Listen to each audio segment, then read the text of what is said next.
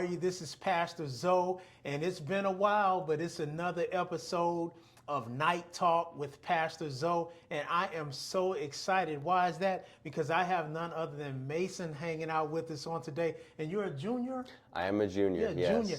And the most, I shouldn't say most, but one thing I'm most excited about, I just said it again, but this year in our history at Warner, we have a baseball team. Now, we had one years ago, but we actually reenacted that and we reignited and have a baseball team. And listen, they have actually added so much to our on-campus activities, morale, and everything.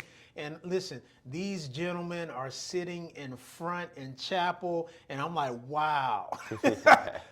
Whoa, what is this? And listen, it's you just have to know the history. When I first came here like 3 years ago, we started from absolutely almost nothing. And we had maybe about 30 students, 25 students attending chapel. And as the years went on, it kept increasing and increasing. And now today, to my numbers that I'm getting, we've been somewhere around 80, and sometimes depending on how many teams are traveling, we may dip down to about 50. But a lot of people are excited about chapel and what God is doing in their lives.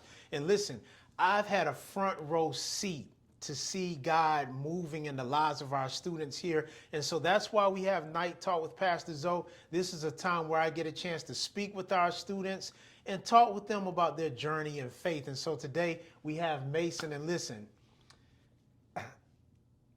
my encounter with him has been just awesome. I've seen his brokenness.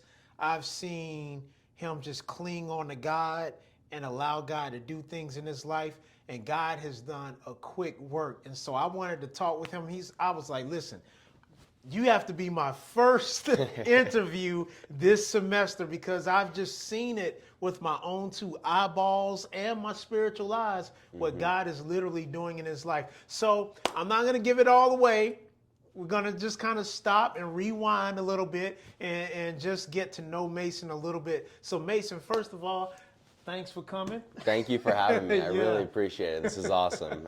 Yeah. I really appreciate you giving me the opportunity to kind of share my story to the people that might want to hear it or may be interested in God and learning more about that and how he can change lives. Absolutely. Well, first of all, tell us how everything got started. Tell us a little bit about where you were born, your upbringing, and all of that, and then we'll just kind of gently fast forward along. Yeah, so I was born in McMinnville, Oregon, just about an hour away from campus here. And I grew up in a town called Dundee. It's a little wine town, not too many people. Played a lot of sports growing up. My family was Christian growing up. And, we went to church. I went to a private Christian school all the way through 8th grade. Okay. So I was very familiar with the Bible and the stories through that. But I didn't really understand too much about God and what that felt like. And, something happened in my life, and it kind of led me to question God and to go away from that. And, in 6th grade, my dad passed away in a car accident, and that really made me question, why would he do this? What's going on with that? Wow. Why would he put this in my life? Why would he take good people and put them in, a tragic situation? Yes. And that was a question that was in my mind for years, Wow. and probably a decade. And so that definitely led me astray from God, and it was really hard to kind of go through that battle. Yes. But it taught me a lot.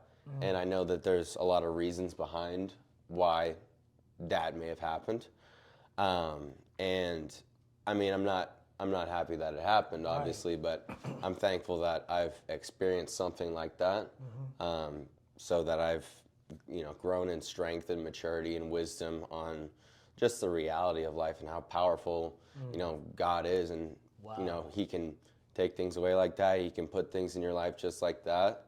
And, Yeah, it was a rough couple years for me, but recently I actually wasn't really I wouldn't consider myself like before I came here. I didn't really consider myself a Christian, Okay. and I always knew about God and stories, but it just wasn't really something that I was fully committed on believing and devoting my life to. Right. So I was kind of trying to do things my own way, and it was a struggle. I didn't really know what to do next in life. I never really had an idea of what I wanted to do. So that definitely something that made it hard to go through with all these important decisions I need to make in life. Right. But the opportunity presented itself to come here and play baseball. That's amazing. So, with that being said, tell me about your journey here, because obviously you were in high school, so you were playing ball in high school. And how did you? What was your love for baseball? When did you start playing? So I actually started playing in t-ball when I was like 5 years old. Okay, so you started. So I started young. I started pretty young, and yeah, I played all the way. I played every single year after that. So I've been playing baseball for quite some time, and then I, at a young age, figured out that I was pretty good at it, and I kept playing. I kept loving it. I played other sports like basketball, football, did track, soccer, just trying things out and seeing what I liked the most and what I was good at. But from a young age, I was just always, my first words were like ball, ball. So I was just throwing balls. Someone rolled a ball around and my eyes would just lock on it. And so I think my mom kind of knew from a young age that that would be something I'd really love. That's pretty cool that that happened. And so, fast forwarding, your maybe junior year or senior year, you were pretty sure you wanted to play in college. Yeah, so I actually only played one full season of high school baseball. Really? Yeah, so Wow. it was my freshman year too, and Wow. that was the full year that I played. Sophomore year, I got in trouble at school, got into some things I shouldn't have, so that took away a season. Junior year, didn't get the grades, but I still played summer baseball, so Right. I was still active in baseball, and I played football till sophomore year, and then didn't play basketball in high school, but still loved baseball. I knew that was my best sport. And senior year, got my best grades and got a 3.5. Was ready to Wow. play, and then COVID hit, and it just took yeah. away our season because I was a class of 2020, and so that really bummed me out.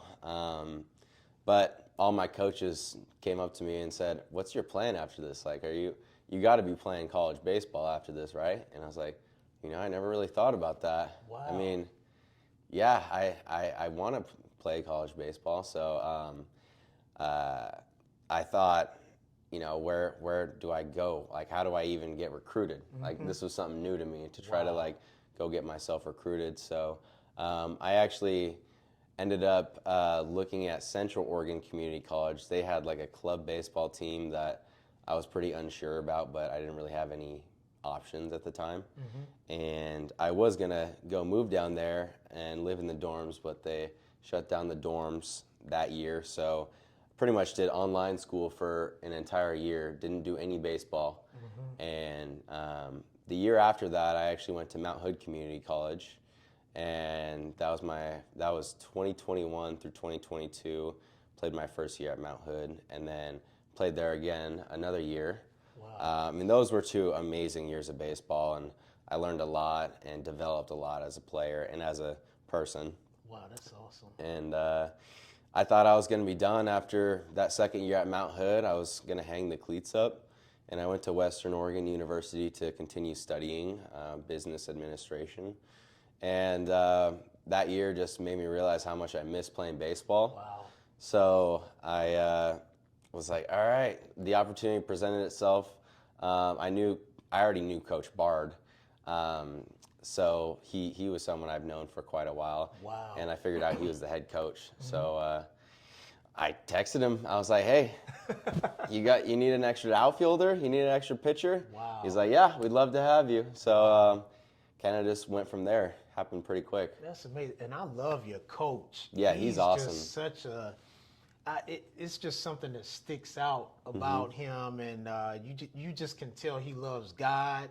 He loves his players. Yes, he does. It's just great, and that's just amazing how you all hooked up like that, and you already knew him. Yeah, yeah, and he really made it work. I mean, it's really hard to do with a first year program, and he put together a great group of guys somehow. He really did, and I think there's a reason for all of us being here at this school at this time, at this year, and I think God is really working this year, and Wow, He's already done so much for us. That's so amazing. And I talk a lot about kingdom, and when I talk about that, basically it means, hey, you don't have to do everything in the concept of going to a church, although that's important. But there are tools, gifts, talents, and abilities that God gives you to get you into certain spaces to change your life. Oh, certainly. And I believe God has used baseball to do that for you. Definitely. And I remember the first day that I remember meeting you, we embraced for a long time. And it seemed like some things really broke off of your life. And the next thing I knew, you came back the next week like a totally different person. Yes, I did. So tell them what about that process when you came to chapel, and apparently God used me to say something. I don't even remember what it was. Yeah, so it was kind of around the winter break time where I had just gotten out of a 4-year relationship, and they were not godly people. So it was kind of keeping me in that environment without God. And once I got out of that relationship, it kind of made me realize, like, what do I need for myself? And it made me realize that there's a lot that I needed for myself, and I was having a really hard time dealing with that. And I was just kind of spiraling in this, like, didn't want to do anything, kind of depressed and just super unmotivated, and just wasn't fulfilled at all with anything. Wow. And one of my best friends, Connor Hale, he is on the baseball team as well. He he started his walk with God. Over the past summer, he started going through the motions a little bit, and then over the winter break, he started to get a little bit more serious about it and going to all the chapels. And he kept trying to. He was egging me on to go to all the chapels and asking me all these questions about God. And I said the reason I'm in denial with that is because I'm just mad at God. It's not that I don't believe him. I'm just mad at him, and it was hard for me to accept. And that's when he said, you got to go talk to Pastor Zoe. Wow. And the very first chapel back from winter break, the message was so inspiring, and it really, like, spoke to my heart. And it was almost like I was so overwhelmed that I was almost I was in tears almost the whole chapel. And you asked if does anyone need to be saved? Like, is there anyone that wants to accept God in their life for the first time? And I knew it was just my time. And you asked people to come up and get prayed for if they need it. And there was about 10 people that came up. And I think Connor gave you a little bit of backstory about me, and little information to pray for about me, which was really nice. And after you gave a wonderful prayer, it was hard for me to remember because I was so caught up in the moment. But after that prayer, you asked if anyone wanted to accept God in their life for the first time. And this was the chapel that had the most people in it that I've seen so far. And I just raised my hand in front of everyone as high as I can, and tears in my eyes, and I was like so happy to do it. And I didn't care what anyone else thought. Come on. And it was just such a freeing feeling, and knowing that I accept God, and after all that adversity that he put me through and challenged me with, just kind of letting him take over and putting all that like burden and all those worries kind of aside, Yes. just really took this weight off my shoulder initially, and that was kind of the day that, I mean, that's why I give credit to you and God for saving me on that day. We always give God the glory because I'm not smart enough to know what you went through and all of that. And, you know, I just want to continue to encourage you. You know, it's the devil that's the accuser of the brethren. He's the thief. He's the father of all lies, and there's nothing good in him. And, you know, the Bible says that no weapon that is formed against us shall prosper. So weapons will form, but it won't prosper against your assignment, against your purpose, against your true identity, against your relationship with God. And I just appreciate the fact that you have, and I've been talking a lot about this lately, the fear of the Lord, reverential honor and respect and love for God. Yeah. And that is so prevalent on the inside of you. And I just want to tell you, I'm so godly proud of you. Thank you. I really appreciate it. Yes. And, you know, after I accepted God in front of the church, it didn't just end there. That was just the very beginning to everything. And, you know, I had a wonderful day after that. And immediately people like, you look glowing. Like, I didn't even recognize you just from that point on.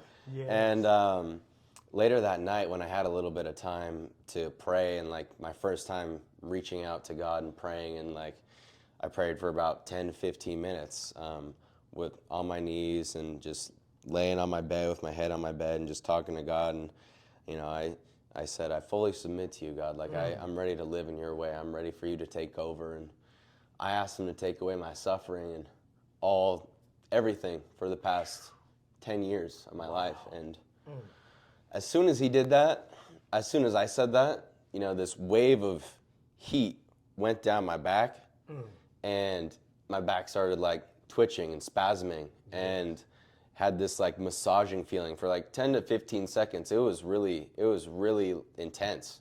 Yeah. And I just felt, it just felt so relieving, and it went all the way down to my feet. And as soon as that like 10 to 15 seconds ended, I felt this like wave of cooling, you know, going down from my neck all the way down to my feet. Yes. And, you know, I ended my prayer shortly after, and I stood up, and I'd never felt so light in my life. And I just felt all those burdens, all that anger, all that worry and confusion just left my body right then and there. Yes. And that's when I knew, that's the sign that I asked for. And that's how I knew God was working on me. Yes. I just had to believe. I had to submit, and I had to ask him.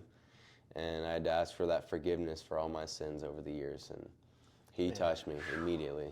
Man, Mason, that is so powerful, because that was something that happened with just you and God. Mm-hmm. I wasn't there. There was nobody in between the two of you. And you literally experienced the manifest presence of God in your life. And what happened to you is that the Holy Spirit delivered you from the yokes of bondage that were holding you for so long. Yeah. And when you confess with your mouth, God, I release all this to you. Nobody even taught you to do that. That came out of your relationship with God. And that's why I'm so excited. And he answered your prayer and literally set you free. Yes. And listen, Mason is not a unicorn. The same thing can happen for you. All of you who are listening, whether you're a student, faculty, staff, friends of the school, alumni, whoever you are, the very same peace that Connor felt in that room that night with just him and God, you can have the same thing. It might not be in the same way, but the principle is God is for you. He loves you. He wants the best for you. And he's come to give you peace that surpasses all understanding. It's called shalom. Nothing missing, nothing broken, wholeness, fullness, prosperity, even in the midst of difficult circumstances. And so what I'm going to have Mason to do right now is if there's somebody out there that's struggling, they may be like, you don't know what I'm going through. What's the next step? What is your suggestion for them? I'd say start praying. And that's like, even if you don't believe that your prayer is going to work, just pray. Try to talk to God. And, because as soon as I started doing that, he started answering. And, I continuously prayed and prayed and prayed and prayed.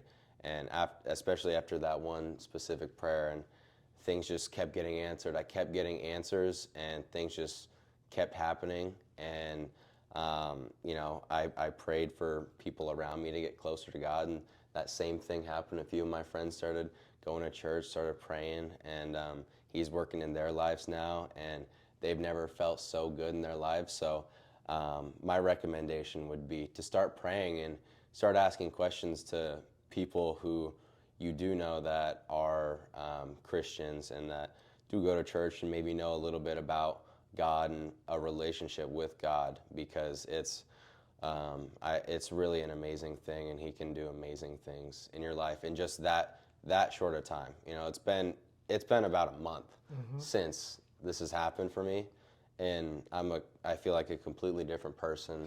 And I was way down here, and now I'm way up here. Yes. And just like that, I've never felt better in my entire life. And I really feel like I'm at peace now. Yes. And I recommend you guys try to join in on that peace, because it's wonderful. You heard it right here. I have nothing else to add to that. It's not Pastor Zoe talking. This is Mason saying, hey, I felt the presence of the Lord. And listen, he will never forget that experience. No. And we just want to let you know and encourage you that though you may be going through a difficult time right now and you can't even see in front of you, the Bible says in Jeremiah 33:3, it says, call unto me and I will answer you and show you great and mighty things which you know not. And that's what happened with Mason.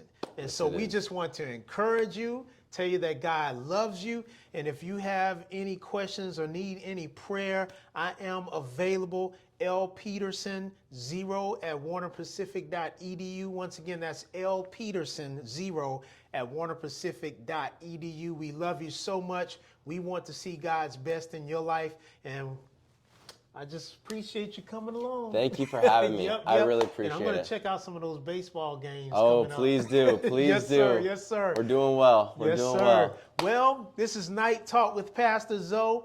And so hang on for the next episode coming up a little later. We hope you enjoyed it. And remember to keep God first in all you do. God bless you. Thank you.